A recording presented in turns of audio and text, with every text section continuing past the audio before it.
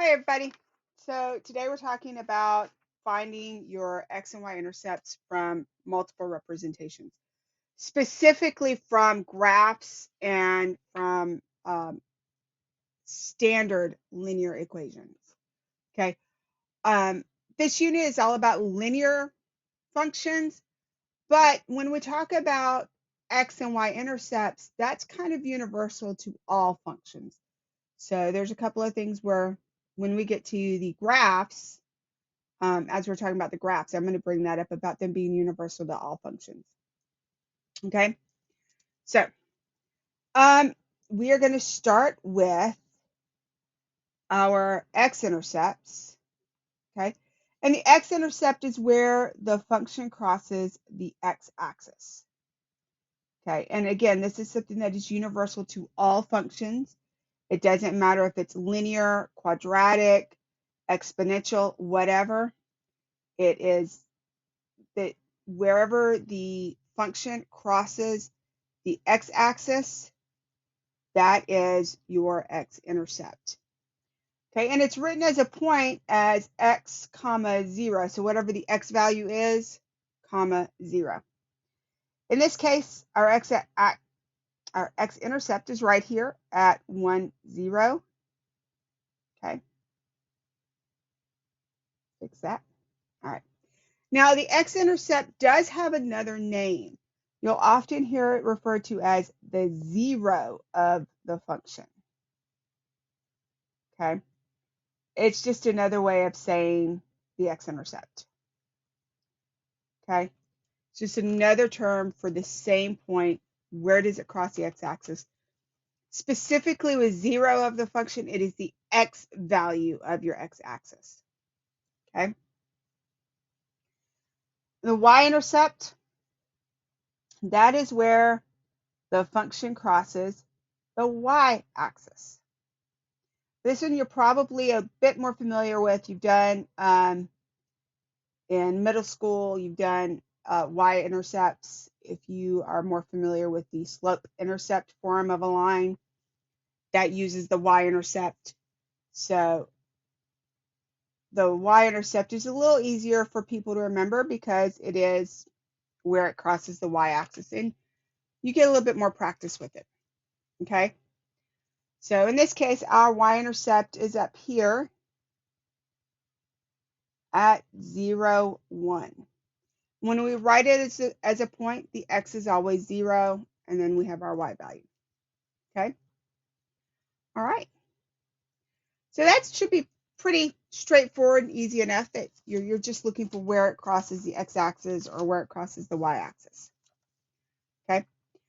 Now, more specific to linear equations or linear functions, if we want to find the x and y-intercept from a standard linear function, the easy way to do that is just to plug in for 0. Now, again, you could do this for any function, even if it's quadratic or cubic. There's more steps to it when it's a quadratic or cubic because just the nature of those functions. There's a few more steps before you can actually solve everything. But for a linear function, the steps are just that we're going to plug in zeros. Okay, so if you remember, our x-intercept as a point is x0. That means our y is 0.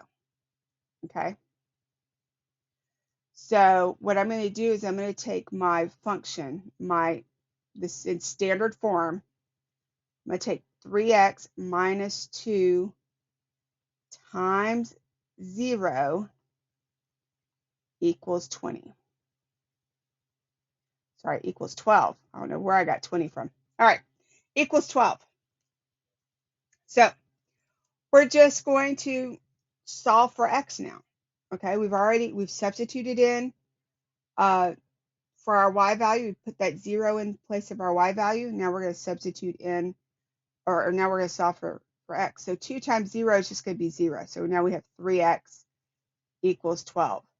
And then we're going to divide by 3. Okay, so x equals 4. So our x-intercept is at 4, 0. Okay, fix that. There we go. So all we did to find our x-intercept was we substituted a 0 in for y,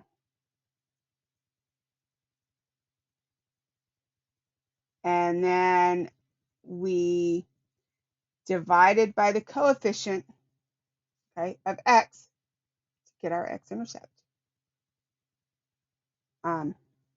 So we just solve for x at that point. And if there's more steps, again, these steps can be universal no matter what the function is that you're going to substitute for y, and then you're going to solve for x. Okay. Specifically for this linear equation, once we substitute in for 0 for y, that eliminated that part of the equation. So we just had to divide by our coefficient on x. Okay. For our y-intercept, it's at 0y. That means that we're going to plug a 0 in for our x value. Okay. So we're going to do 3 times 0 minus 2y equals 12. Okay. So 3 times 0 is just 0. We're going to bring down this whole negative 2y. Okay. It was minus 2y up here, but because 3 times 0 is just 0 and we can get rid of that, it's now negative 2y. Our minus sign just changes its name to negative. So we're going to divide by negative 2. And we find that y equals negative 6. So our y-intercept is at 0, negative 6. Okay. So again, the steps were the same. The only difference is where we were substituting. Okay, so we substitute 0 for x this time. And then we solve for y. Now, in all honesty, no matter what the function is, that y-intercept is the easiest one to solve for because it's usually going to be the one constant value. Because if you're multiplying everything else by x or x squared or x cubed, the only thing not getting multiplied by an x is your constant. So that's usually your y-intercept, okay? But if you don't have, like in this case where we're in standard form and our y has a coefficient on it, just substitute 0 in for x, solve for y, okay? Get y by itself.